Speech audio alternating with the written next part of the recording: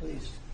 Well, Mr. President, one of your primary administration goals is to make sure that we unleash American energy, and of course the strategy behind that is when we do that, it helps make it more affordable for all Americans. Energy isn't just industry, it is the foundation of every other industry, whether it's food, manufacturing, clothing, transportation.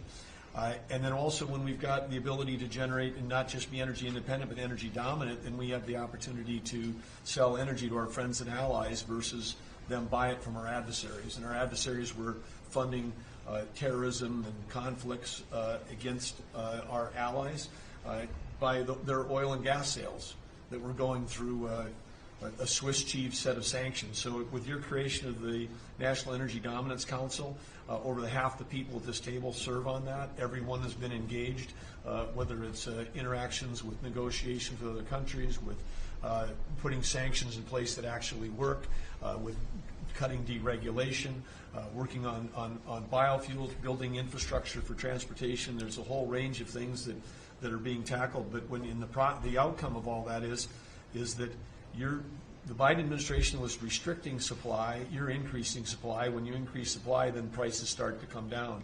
And we have a huge opportunity to do this. Just in interior alone, there's 500 million acres of surface, 700 million acres of subsurface, and 2.5 billion acres of offshore. And the Biden administration was trying to restrict this so that you couldn't get a timber lease, you couldn't cut a tree, you couldn't graze a cow. You couldn't develop oil and gas minerals, and you couldn't develop the critical minerals we need for our technology, for our defense industries, and to be able to help us win the AI arms race against China. So we're opening up this, and with your executive orders and your work, we've on Tuesday, historic day, you ended the war on beautiful clean coal, which has been going on since Obama took office. China gets 60% of their electricity from coal. They're opening up they've opened up 94 gigawatts of coal in the last year as part of this AI arms race. 94 gigawatts, that's enough for 94 Denvers to be able to, 1 gigawatt per metro area like that.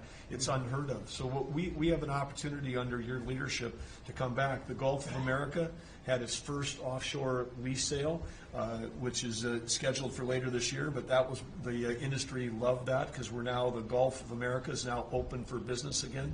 And there's as much as 7 billion barrels of oil accessible now. They've increased the upside of what they think that is. On the coal front, the estimate is the financial value of the coal in America is $8 trillion.